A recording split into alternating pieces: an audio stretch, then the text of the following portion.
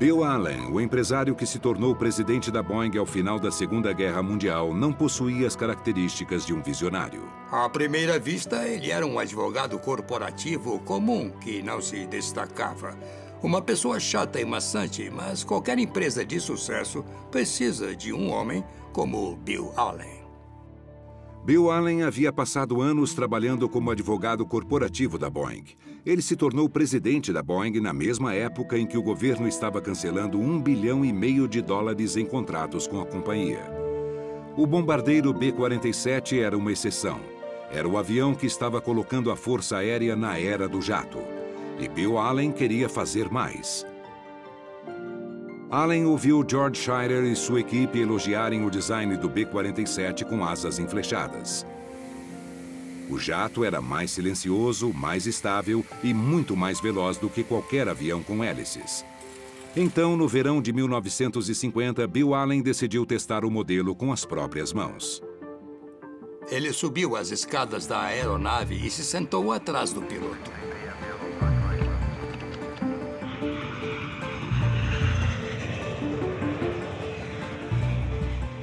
O B-47 levou Bill Allen a uma altitude milhares de metros acima da altitude de cruzeiro dos aviões de passageiros. E alcançou velocidades quase 2 vezes maiores, mais de 950 km por hora. Ele conheceu o jato na prática pela primeira vez. O voo foi muito silencioso e essa experiência foi reveladora para ele. O Bill Allen deu uma volta em um B-47. Ele precisava ver para acreditar. Ele sabia que os passageiros queriam aquilo. Se eu gostei, eles também vão gostar. Mas convencer as companhias aéreas de que os jatos de passageiros eram o futuro era outro desafio.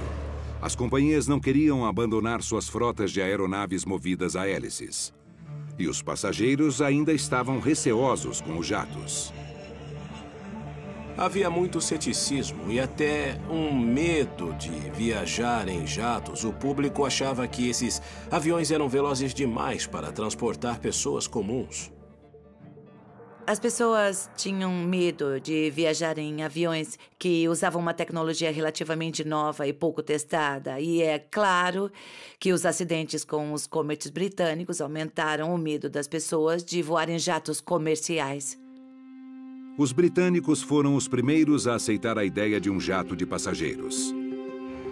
Em 1952, eles apresentaram um avião de 40 lugares, chamado de Havilland Comet. Apesar do belíssimo design, o Comet estava com os dias contados. Era uma máquina extremamente bonita, estilosa, uma maravilha dos céus. Mas ninguém na indústria da aviação da época sabia que havia uma falha na maneira como a fuselagem fora construída. Logo depois de começar a operar nos céus, o Comet sofreu uma série de falhas misteriosas e catastróficas. 3 Comets caíram, mas os acidentes não foram causados por causa dos motores a jato.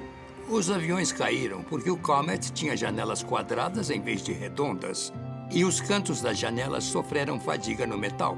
Então, quando o avião atingia certa altitude, ele sofria uma explosão de descompressão porque a pressão dentro da cabine era canalizada no ponto fraco das janelas. E isso fazia a cabine explodir. A ideia era ousada, mas essa ousadia superava a habilidade técnica de produzir um avião capaz de absorver os riscos de voar em alta velocidade e em alta altitude. Mas Bill Allen estava confiante de que os engenheiros da Boeing entendiam de voos em alta velocidade e alta altitude melhor do que ninguém. Mr. Allen, do you think jet transportation will be readily accepted by the American public? Martin, I have no doubt that once a person rides in a jet airliner, he will be sold on it forever.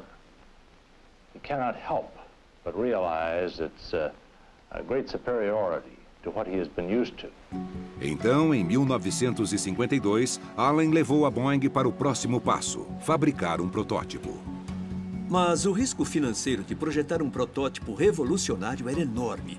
Os fabricantes estavam acostumados a receber pedidos de 30, 40, 50 aeronaves que cobriam os custos de fabricar um protótipo. Agora, além de construir um avião, eles iam construir um avião completamente novo. Então, era um grande risco. We invested in that prototype something in excess of $16 million. Um investimento de 16 milhões de dólares naquela época era muito dinheiro. O futuro da companhia ficou em jogo nesse momento. Com esse protótipo, a companhia poderia deixar os concorrentes para trás ou terminar com um avião que ninguém ia querer. E assim ninguém o compraria. Bill Allen assumiu a maior aposta financeira na história da aviação. Ele estava determinado a colocar a Boeing e a aviação comercial na era do jato, com o avião que se tornaria o Boeing 707. O protótipo do 707 foi uma das aeronaves mais extraordinárias, não só na história da Boeing Company, mas também na história da aviação comercial norte-americana. Em maio de 1954, o aerodinâmico protótipo do 707 saiu da fábrica da Boeing, no sul de Seattle, em Washington. A esposa de William Boeing, o fundador da empresa, o batizou como o avião do futuro. Mas naquele dia, a realidade é que nenhuma companhia aérea havia aceitado o 707 como próximo passo no transporte de passageiros. E agora o que estava em jogo era o futuro da própria Boeing Company.